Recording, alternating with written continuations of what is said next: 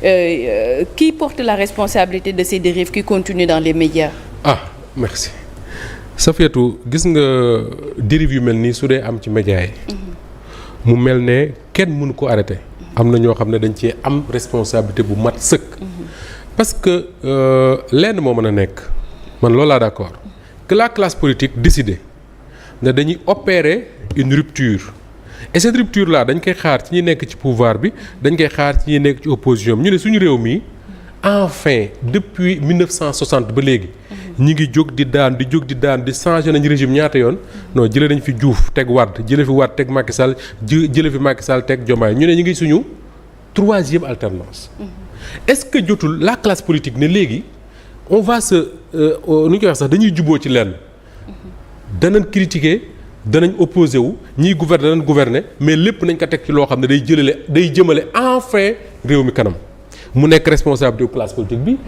à commencer par le président de la République lui-même moo tax bi Bassirou Diomaye Faye taxawee wax ne damay démissionner Pastef pour nekk au-dessus de la mêlée waxu politique yooyu ba ma cee duggati man dama bokkoo ci ñu ne très bien enfin ñu am président boo xam ne il pourra parler avec tout le monde parce que nekkul ci mbiru parti politique malheureusement Diomaye président est là malheureusement mais qu'à cela ne tienne tey la classe politique Safiatou nga gis ci ñoo xam ne dañu bokk génération ak ñi ñuy gouverner jëlal Barthélémy Diaz jëlal Bougane Gueye Dany jëlal Tahirou Sarr jëlal Pape Djibril Fall bu la neex sax nga yëg un peu ba ci ñoom Thierno Alassane Sall ak ñooñu ñooy man pour man bokk ci sama xalaat bu gàtt ñoom ñoo war a nekk la génération bi nga xam ne sur le terrain des idées ñoom ñooy nekk face à ce régime là nga war a am peut-être dans cette classe politique là ñoo xam ne dañuy nekk des sages ñoo xam ne quand ça dérape ñu ne teg leen bal bi au centre parce que réew mi dafa am ñu ko tabax ba mu agsi fii il n'est pas question que ça dérape te foofu am na ñoo xam ne ñu ngi ci réew mi bu ñu yëkkatee seen kàddu ñu respecté leen ndax loolu mën nga ko fekk ci kilifa diine yi mën nga ko fekk ci classe politique bi mën nga ko fekk ci les personnalités de la société civile ñi nga xam ne Sénégal ba ko Abdou Diouf gouverné parfois sax ba ko Senghor gouverné ba léegi lépp seen kanam la xewee ñu xam ne réew mi dafa am ay équilibre yoo xam ne dafa fragile boo xam ne tout le temps dañ ko war di sàmm parce que bu dee nii rek ay am il faut ñuy def tout le temps comme ça pour que l'État continue de marcher sur ses deux jambes comme on dit dañ koo soxla. donc cette classe politique là su fekkee ne amul li fi am mooy une classe politique boo xam ne li ma wax sànq au début mooy seen discours bu destructeur la au lieu que mu nekk un discours constructif lu leen neex wax ba pare am des journalistes yoo xam ne ay Moustapha Diop ay Safiatou Cissé ñoom ñoo nekk sur les plateaux de télé jéemuñu wax loo xam ne dina jëmale réew mi kanam mais li leen intéressé dong mooy lu yàq lu détruire doomu aadama mieux que ça li leen intéressé mooy waxal nit pour yóbbu seen kër dara su fekkee ne loolu dafa am dama ne CORED du ko faj SYNPICS du ko faj CDEPS du ko faj parti politique yi duñ ko faj parce que les partis politiques également bul fàtte ne ñoom dañoo am mission wu participer ci conscientiser les populations participer à construire une citoyenneté mais defuñu ko parce que les écoles du parti là nga doon dégg ci parti ça n'existe plus ku nekk da ngay dagge langue ga la neex di wax lu la neex soo waxee tey kii keneen taal laay bam saaga la ba nga tooy mais su fekkee ni réew mi dafa toll foofu mais la solution Safiatou c'est quoi? C'est simple. Il faut que les autorités prennent leurs responsabilités et quand je dis les autorités prennent leurs responsabilités le premier mooy le président de la République lui-même c'est pas pour rien que El Hadji Mansour Mbaye doon ko woowee le gardien de la Constitution gardien de la Constitution Safiatou dafa am lu mu tekki ça veut pas dire que day jël constitution bi nga dugal ko ci benn néeg taxaw ci bunt bi di ko garder ñu naan yow yaay président de la République gardien de la constitution mooy yow yaay ki nga xam ne yaay fexe li ne ci constitution wu Sénégal bii ñu koy respecter par force te constitution wu Sénégal fu mu wax na ci liberté wu nit ñi mais dafa wax également ci devoir chaque Sénégalais à commencer par le président de construire l'unité de consolider l'unité nationale territoire du Sénégal yeneen buñ ne laa yaay gardien de la constitution dafa am lu mu tekki ñu ne la tu es le président du conseil supérieur de la magistrature tey yow yaay tànn magistrat yi fu ñu war a dem mieux que ça yow yaay définir la politique pénale ñoom Pape Ndiaye expliqué nañ ko plusieurs fois ce que cela veut dire mais su fekkee ne dans un pays comme ça dañu ñëw ñu ne il faut de la rupture li nga xam ne moo doon xew du temps de Macky Sall mooy ku def émission wax ne Macky Sall leex yi dafa yokk temps yi ñu woo la yóbbu la ci yoon ku def émission wax ne Macky Sall costume bi dafa bële ñu ne loolu il faut mu dakk je suis parfaitement d'accord dafa war a dakk mais su fekkee ne dafa dakk ba pare ñu accompagner ko ak des dérives comme pas possible ces dérives là mais attends ñu jëmale ko ci ñi nga xam ne ñooy exercer le pouvoir parce que un premier ministre encore une fois c'est pas n'importe qui ah non je suis désolé premier ministre Moustapha Diop quoi le président de la République c'est pas n'importe qui Bassirou Diomaye Faye n'est pas Moustapha Diop ba nga xam ne mën nga wax lu la neex dem ñibbi sa kër à partir de cet instant là ça fait de la solution mooy pour man il faut sévir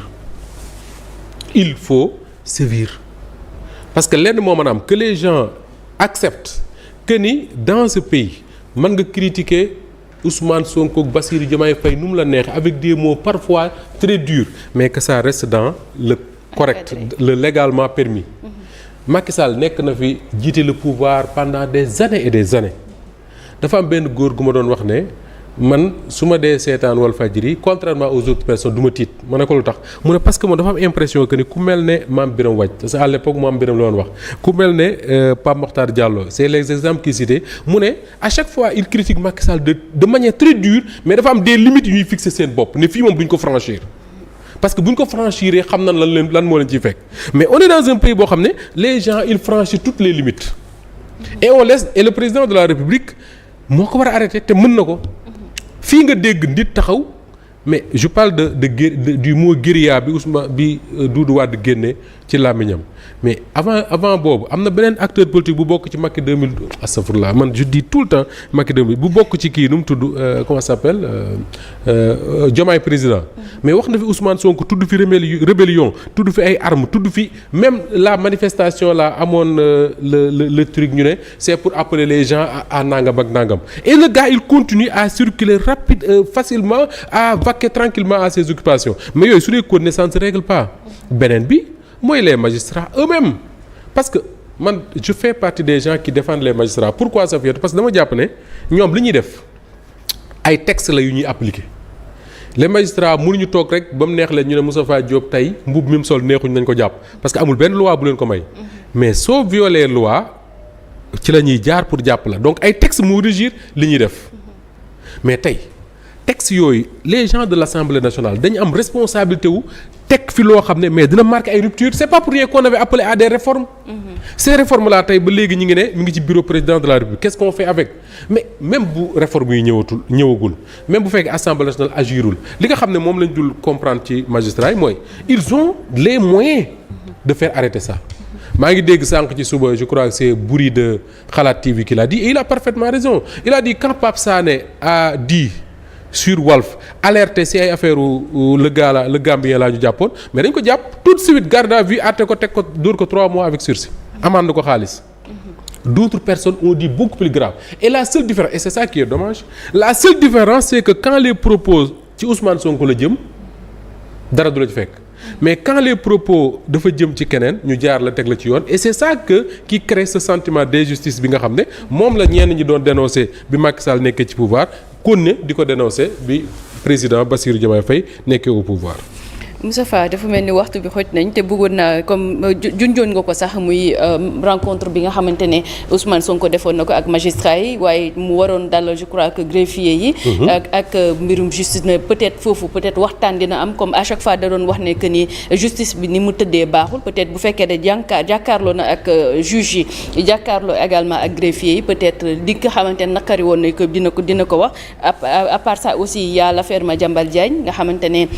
wax nañ si ak FDR ak nouvelle responsabilité yi nga xamante ni ñoom ñu ngi boole seen doole pour faire face au Pastef mais tey moom da ngaa ñëw rek si Doudou Wade ba mu jël suñu temps bi yëpp non jar na ko parce que sama grand la sama lépp la vraiment ku ko respecté lool la mais quand on tient de certains propos sur l'espace public mënuñu ko bañ a commenter beneen bi sa feetu mooy l'affaire Madiambal wax nga ko de soo fàttali ko waxoon naa la ko fii boobu ñu ngay live ci côté bële léegi mat ay weer nee naa la woon Madiambal ay tànk ñibbi si doxagu ci waxuma la ko woon fii neewoon naa la tamit France doxagul ci tànki extradé ko parce que France Safietou ni mu amee ay réew yu nekk xaritam noonu la amee ay nit yu nekk xaritam boo demee Côte d'Ivoire boo demee Sénégal boo demee fenn am na des Sénégalais des Ivoiriens des Maliens yoo xam ne xaritu France lañ. yëpp kenn mënu koo teg sur l'espace public mais il faut ñu bàyyi loolu ci attention beneen bi mooy la rencontre entre Ousmane Sonko ak nu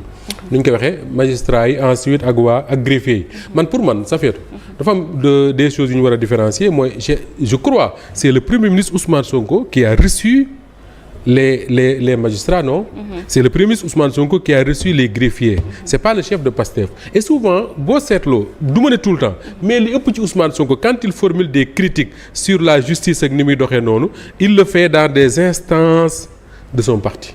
seetlu nga loolu souvent bu dajalee ses militants ci lay def yenn critiques yi donc quelque part peut-être il se dit je suis un chef de parti comme tous les autres j'ai le droit de m'interroger de critiquer la justice d'autant plus que le président de la République lui-même a dit que ñun ñëpp nous avons le droit de mettre la pression sur la justice. Maintenant le premier ministre qu'il est nag am na des discours yoo xam ne il n'a pas le droit de les tenir à l'endroit des magistrats. ñu lay sant bu baax di la gërëm Moustapha. maa ngi lay sant di la gërëm bu baax a baax. jërëjëf am na ku commenté mu ne Moustapha foog nga wax ci avancée de la mer à Bargny ni mu amee Bargny également noonu la amee sa Thiaroye noonu la amee également sa Joal Fadiouth ak ba ci Mbour sax d'ailleurs.